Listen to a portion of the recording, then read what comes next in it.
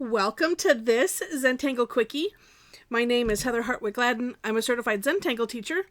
And today we're going to take a look at the tangle Acropolis from CZT Joanna Quincey. So this is a border tangle and starts off with a pair of double lines. Just kind of creating a border for the border.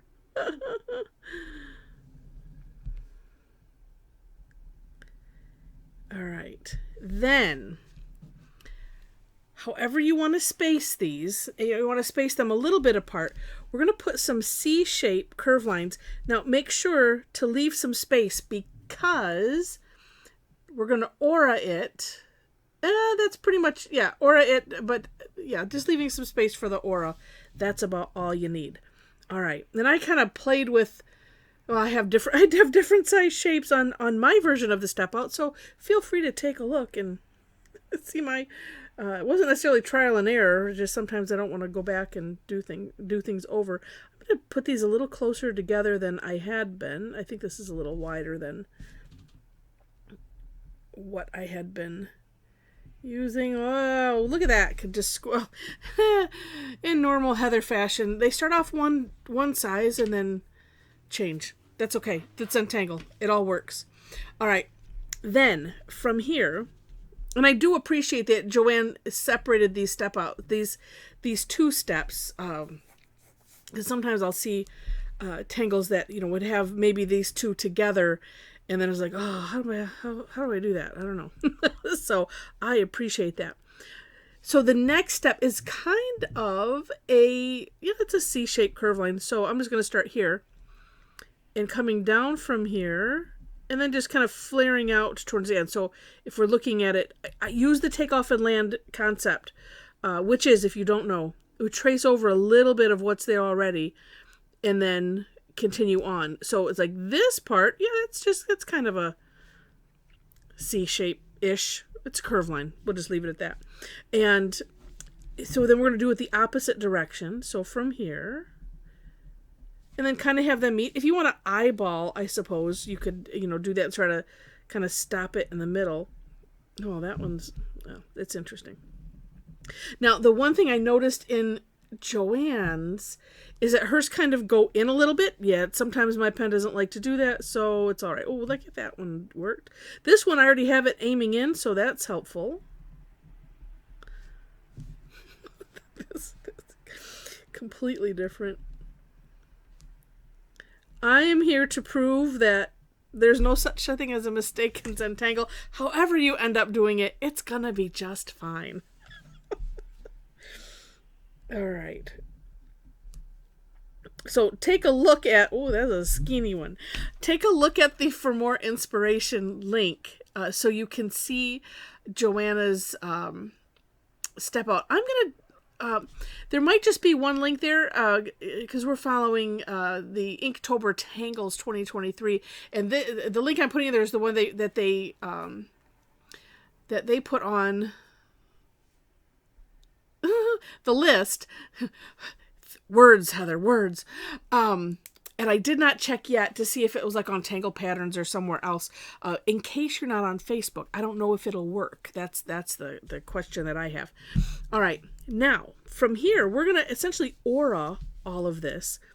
And let's see, I'm going to start. We'll start here, I guess. Yeah.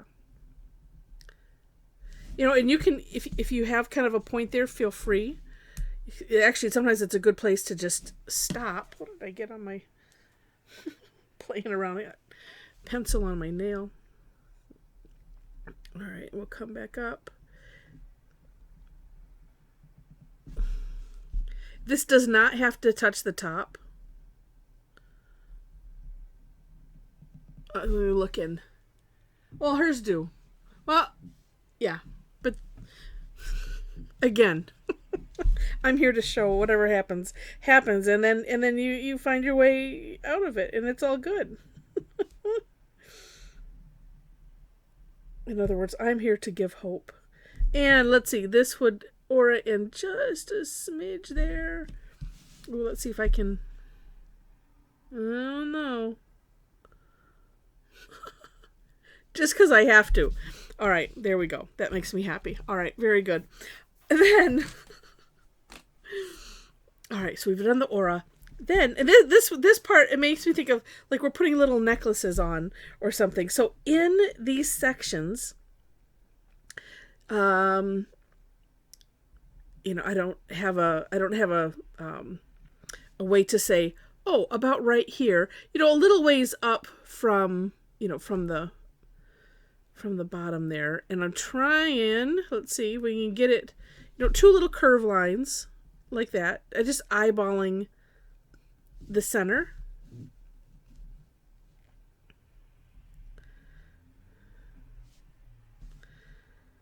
It's going to be narrow. There we go. But hey, it still works. It's all right. Okay, then from the center of these places, we're going to make a big curve line that kind of comes out, and it's like if we'll have it come up to the top here. And let me just look at my, I have it kind of going into the first part of the border that we made, just a bit of a curve line. And then I'm going to turn my tile actually because it will be easier, at least for this edge one. And so you can see.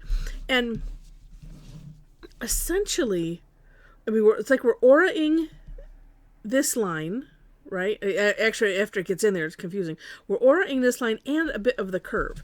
So we'll do it from here again.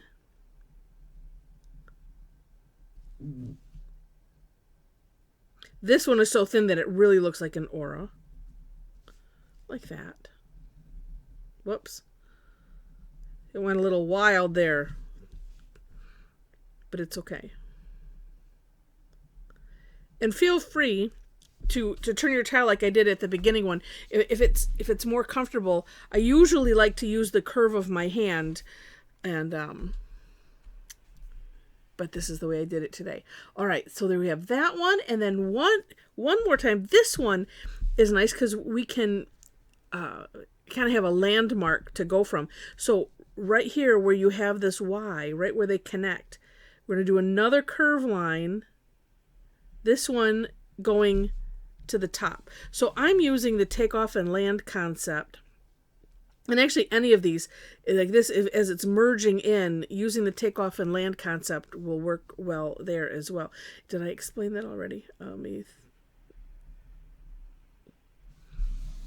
don't remember. Yeah, I did up here. Okay, it was so long ago. Ugh.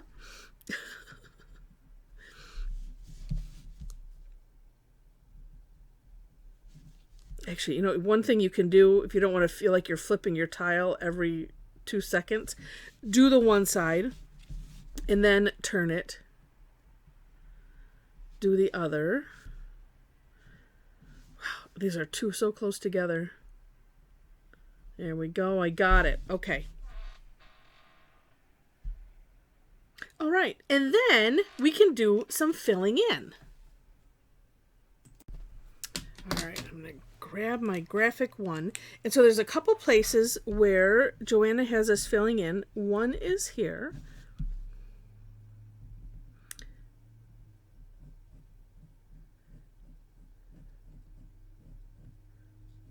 And I like the graphic one a lot of times for filling in. It's just when I make things so tight. It doesn't, I guess if you can see, it kind of comes to a tip. It's not a fine tip, but sometimes, you can, just by using it really lightly, can kind of like here, get into a little tight area without causing yourself some problems. So this is the first place. And I usually like to outline it kind of like that, just to avoid my own problems. like this, going crazy, and then whoops. And then you have a place to fix. Now, if you need to, because I was thinking about it right here, but I think I'm gonna leave that as it is. As long as you're going out, making it bigger, I mean, you can, well, you know what, let me show you. Maybe I'll do it just a little bit, because that's the only one that's kind of really going in, and there is some room here where I could course correct a little bit. That's probably the widest one. So I would just trace over the edge just a little bit. And see, and in my mind, it's like, that's why I call it shaving a little bit, shaving off a little bit, you know, of this area, but straightening that out a little bit. So it's a nice way to course correct something that's gone in a direction maybe that you didn't want it to. Or even down here, if you need to even any of those up, you can do that with the course correction.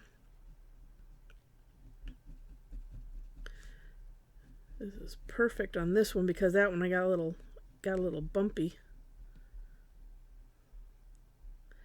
And sometimes I might leave something like that, or as I'm seeing right here, I have some edges that need to be touched up, and so then I'll flip back to the 01, you know, or something, you know, a finer point for those. Just depends on how picky I'm being.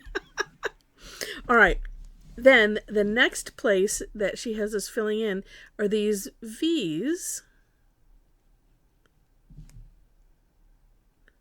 Ooh, that's dicey. Those little sections. Now, I'm going to dare say you can have just as much fun with this as you want. Look at all these neat sections. You can turn it into a bit of a reticula, you know, and add in fun tangles. Actually, in Joanna's sample, she doesn't change up this part. She does add some color on one, which is interesting, because and I'm just gonna say it. You know, I was seeing like nuns, and so I had to look up Acropolis. Acropolis, and I thought, well, you know, maybe it's you know, a Greek cathedral or something like that. No, it just means I think big city. My translation, great city maybe is what it is. Going from just my memory, and I mean, but it does look like, you know, like that. So, I mean, like I said, you can have fun with it. And especially, you know, if this part kind of comes in, it looks like the habit. All right.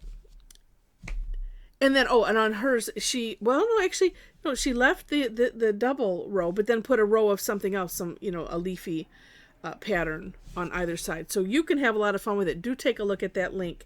If you do click on it on Facebook, it's two or three separate pictures. So if you click on the top one, which is the step out, it opens it up, because I was thinking, what is that below? Oh no, we have to click on it. All right. So here's how I decided to shade this one. I was looking, like I like to, for places that kind of look like they're tucked in. And so I was going with this. And it's funny because I'm seeing different shapes. Like this kind of could look tulipy.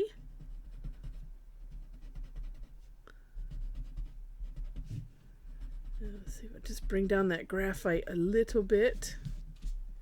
Yeah. And then I'm going to use what's left on the tortillon here. And then, yeah. Like here, just, underneath that. Actually, this is one of those, because I said tulips, now all of a sudden, I'm seeing this like as the major part and not the other. It just depends on where your eyeballs want to focus. And so you can have fun with that, with your shading, to kind of emphasize, what it is that you see.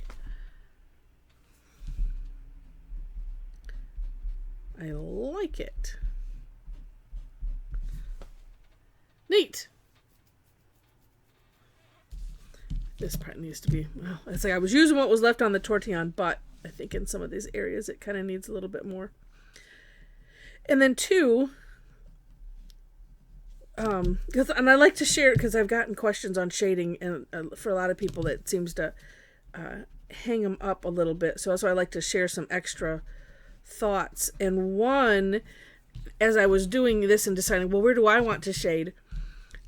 I didn't want to have the shading competing with anything else. So that's where I thought, well, let's do it this way. So that way, because if I did something here, I don't want to do it right next to this, because then it kind of, like I said, it competes and defeats the purpose, because then it just all ends up being gray. So you could kind of do the opposite of what I'm doing. Just depends on how you see it.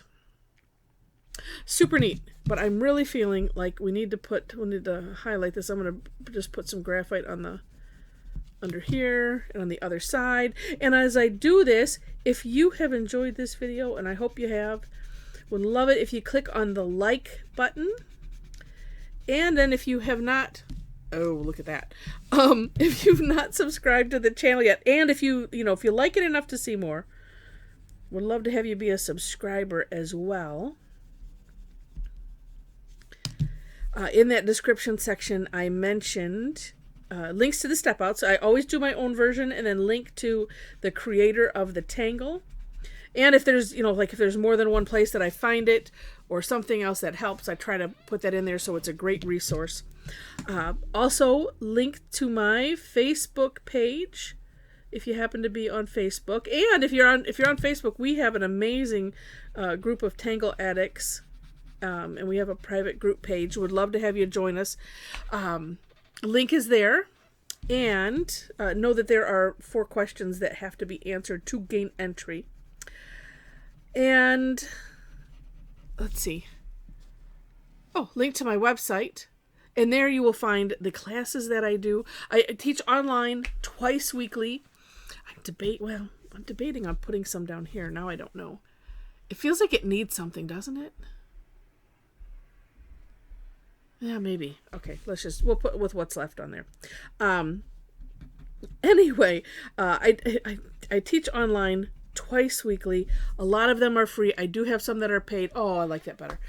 Information is on my website and on the Facebook page as well. On my website, I do list other places you can follow me where I post classes.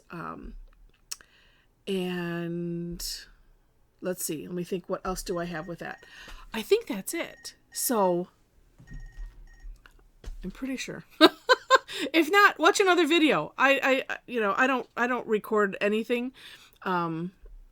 It just is. It is what it is. I just like to go with the flow. So with that, thank you so much again for watching, and I wish you happy tangling.